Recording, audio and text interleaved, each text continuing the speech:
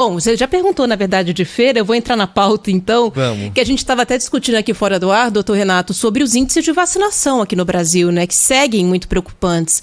Algumas vacinas que estão sendo aplicadas nessa campanha que começou em agosto, né, da multivacinação, não chegaram a 40% do público-alvo das crianças. Eu queria saber do senhor como que o senhor analisa esse cenário, né? Porque a gente sempre fala numa preocupação dos especialistas com o retorno das doenças. Esse é um cenário que está cada vez mais próximo da gente. Qual que é a visão do senhor a respeito disso? Preocupa muito, Ana. Bom dia a você e a todos aí os ouvintes da Band. É sempre um prazer falar com vocês. A gente conseguiu, né, há décadas passadas, né, quem é mais velho lembra que a gente convivia com sarampo, com crianças internadas com meningite, com diarreias. Na minha residência, nós tínhamos uma enfermaria inteira de diarreias, desnutrição, as crianças morrendo de sarampo, de meningite, de pneumonias. Hoje, olha, faz muito tempo que eu não interno uma criança com diarreia, que eu não vejo mais catapora, são raríssimos os casos de meningite, que a gente tem pneumonias graves aí, tudo graças aos programas de vacinação. Paralisia infantil, a gente tinha, todos nós tínhamos um colega, um amigo sequelado da polio, que usava aqueles aparelhos de alumínio, as muletas. Isso acabou, né? Isso praticamente acabou graças às vacinas. Isso também não é só graças à vacinação individual, mas principalmente à vacinação coletiva. Na hora que a gente alcançava quase todo mundo vacinado na população, um ou outro caso que pipocava por aqui, não encontrava ali indivíduos não vacinados a ponto de fazer o vírus circular de novo na comunidade. Então tinha um caso ou outro que raramente isso levava adiante, levava uma epidemia.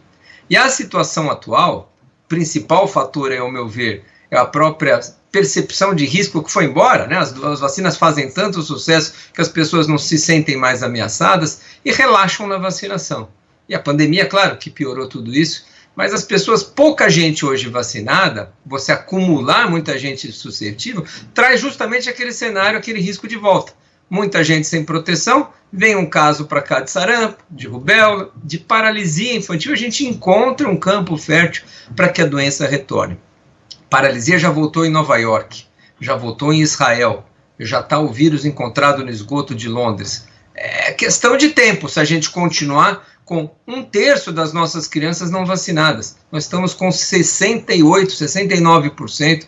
3 de cada 10 crianças brasileiras não está com seu esquema de polio em dia. Isso realmente é um risco e tem preocupado ninguém, quer ver criança paralisada de novo. Pelo amor de Deus, depois de décadas aí sem ver polio, e estão falando da polio, mas podia estar falando de outras doenças. É preocupante mesmo a nossa situação e temos que ter todos os esforços para reverter essa situação. Doutor Renato, eu estava lendo aqui, a OMS fez um alerta, né? Porque esse problema está atingindo o mundo inteiro, né? Diz que é o menor número de vacinação infantil dos últimos 30 anos no mundo.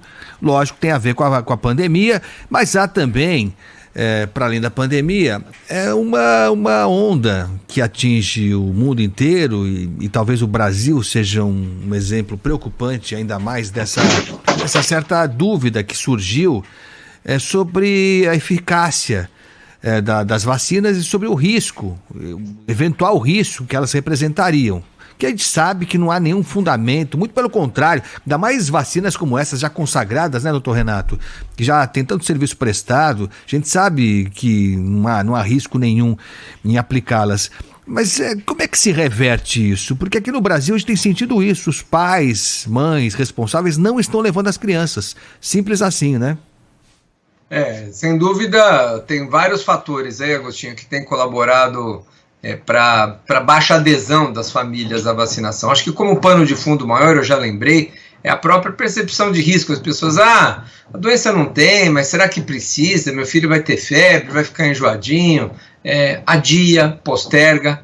Eu vou mais além, viu, Agostinho? O próprio profissional da saúde, que lá atrás recomendava de maneira mais enfática, cobrava a carteirinha, hoje também relativiza para as famílias a importância da vacinação. Então não é uma culpa só da população, é da população que não compreende a percepção de risco, é dos governantes que não explicam com clareza que é preciso continuar vacinando mesmo sem a doença estar circulando, dos profissionais da saúde que não têm feito seu papel adequadamente. Acho que a gente precisa de um grande pacto.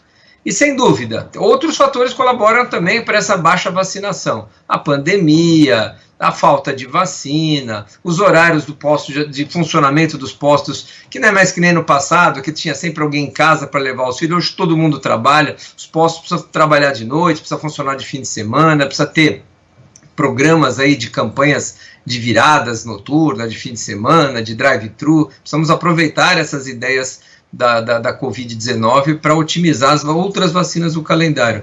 E, por fim, como você bem lembrou, as fake news, né? As notícias falsas de que vacina vão fazer mal. Isso foi contaminado. O Brasil era, entre aspas, vacinado com esses grupos anti-vacinas que prosperavam lá fora e aqui nunca tiveram muito sucesso entre nós, não. O brasileiro sempre gostou da vacina. E, sem dúvida, a pandemia e a desconfiança e a politização, infelizmente, da questão da vacina contaminou, inclusive, as outras vacinas, o calendário infantil. Muita gente hoje questiona o valor das vacinas, a segurança, será que precisa? E, olha, eu vou dizer mais, Agostinho, infelizmente, é justamente a população mais esclarecida, com maior instrução, que tem optado por terapias alternativas, achando que vacina vai fazer mal para os seus filhos. E eu não culpo os pais, não. Eles não querem o mal dos seus filhos. Os pais não estão vacinando seus filhos porque eles querem que eles adoeçam, que eles ficam sequelados. Eles estão desinformados, eles estão impactados por essa corrente antivacinista que vem ganhando corpo. Muita gente falando mal de vacina para vender terapias milagrosas, para vender soluções mágicas. Não vacine seus filhos que eu tenho aqui um tratamento alternativo, e saem candidatos depois, agora em época de eleição. Então é preciso estar atento e não ser enganado, né? Para mim são verdadeiros criminosos contra a saúde pública, que têm feito um mal danado para a saúde dos brasileiros, e infelizmente os pais aí estão, sem dúvida, hesitantes em vacinar seus filhos porque estão impactados com tanta notícia falsa. É isso, daí eu concordo, a gente não vai transferir para os pais, para os responsáveis, a culpa da desinformação, né? Acho que há outros personagens que têm que ser responsabilizados em maior grau, mas acho que hoje ninguém pode alegar que não tem informação à disposição. Não é possível, qualquer pessoa que queira sabe identificar a fonte, uma fonte boa, para consultar e saber sobre vacina. Eu não sei, eu fico preocupado. Porque eu pego, por exemplo, doutor, o senhor falou da poliomielite, né? Eu tenho 55 anos. Eu sou de uma fase em que no colégio a gente via coleguinhas que tinham poliomielite, que tinham aquela quase armadura na perna, né? Aquela coisa que era violento da gente ver. Fora a limitação, a dificuldade que era para aquela criança conseguir conviver com as outras crianças. Então eu tenho muito claro isso na cabeça, E muitos pais hoje, infelizmente, que estão privando os filhos da vacinação, devem ter vivido isso que eu vivi. Então eu acho inacreditável, eu tenho dificuldade em conceber. Lógico, o senhor tem razão, o pai não quer o mal do filho, óbvio que não quer. Mas ele não pode se permitir acreditar na primeira conversinha de WhatsApp que ele recebe. Não é possível isso.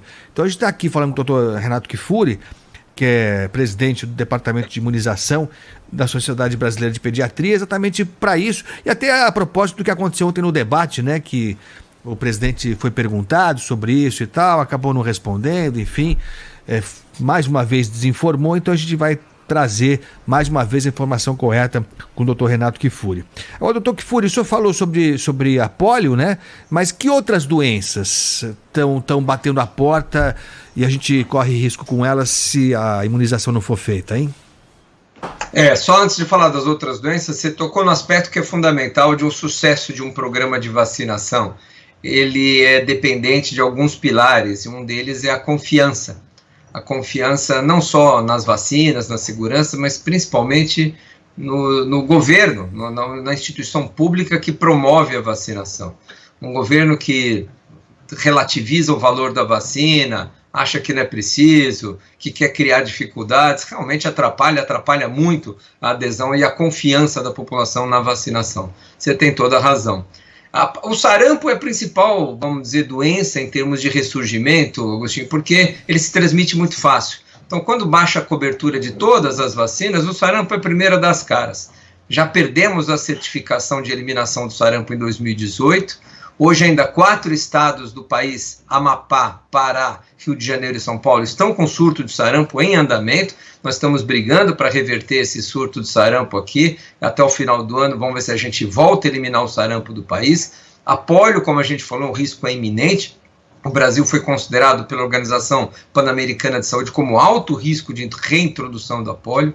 A rubéola que nós tínhamos, que causa muitas vezes malformação naqueles bebês que estão para nascer, quando a gestante é infectada. Tem um caso recente, reportado agora na Bolívia, então estamos também com risco aqui quase na nossa fronteira. A difteria, já temos casos também acontecendo na Venezuela, na América do Norte, no México, que também pode retornar. E podemos falar aqui de todas as outras vacinas do calendário, mas essas 4 doenças, a sarampo, a paralisia infantil, a rubéola e a difteria, são as que estão mais próximas hoje da gente ter ressurgimento de casos de doenças graves, doenças que podem... Não tem nada pior, viu, Agostinho? Eu sou pediatra faz 30 anos. Não tem nada pior do que você atender e perder uma criança de uma doença evitável. Você vê na sua mão falecer uma criança de meningite, uma criança de coqueluche, uma criança de pneumonia, porque não recebeu vacina. Imagina, para nós já é ruim, imagina para essa família você ter um filho hospitalizado, que venha a falecer, ou com sequelas definitivas na vida, porque se descuidou da vacinação.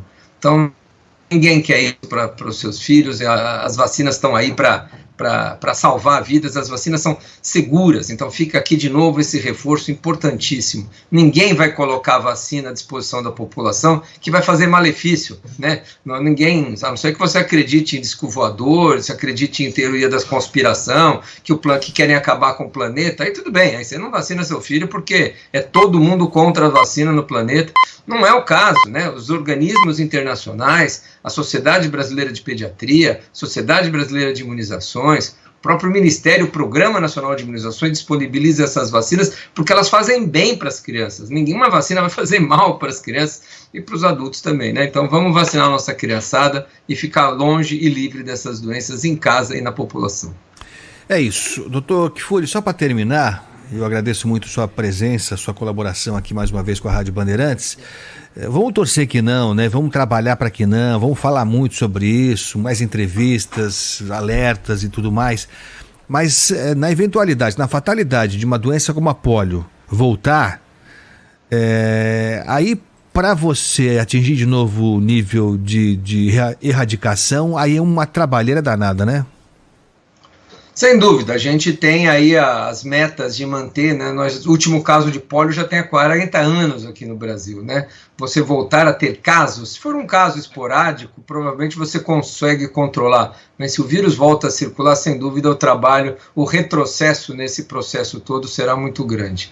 Eu queria só não deixar de parabenizar pelo debate de ontem, o Grupo Bandeirantes, fantástico, vocês sempre à frente dessa iniciativa de discutir ideias, e eu acho que o tema vacinação entrou no debate, infelizmente de uma maneira pouco discutida, com profundidade, e não do jeito que a gente gosta e com respeito que os nossos jornalistas merecem. Muito obrigado aí pela oportunidade mais uma vez e parabéns pelo evento de ontem.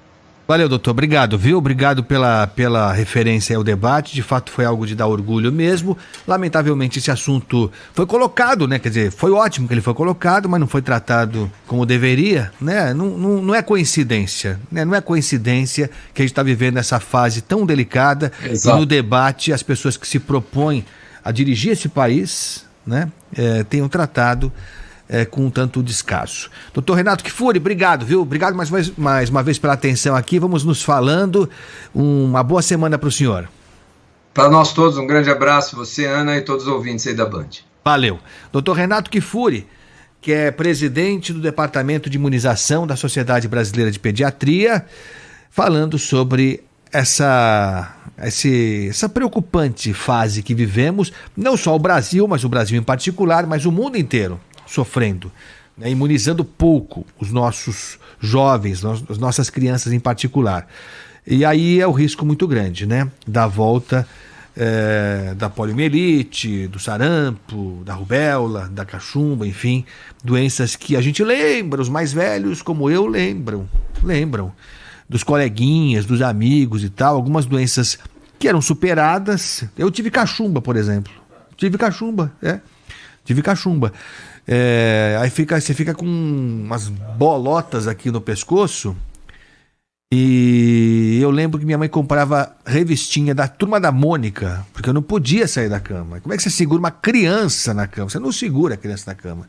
E aí, se eu não ficasse quietinho, eu não ganhava a revista da Turma da Mônica.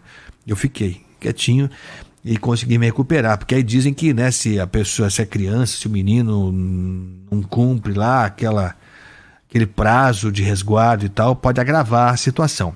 E aí você tinha os casos, eu lembro perfeitamente, colegas que tinham, né, aquela perna mecânica, enfim, aquela estrutura de metal na perna, um negócio difícil de ver, né, por causa da poliomielite, e muito mais difícil, lógico, para a criança conviver com essa situação.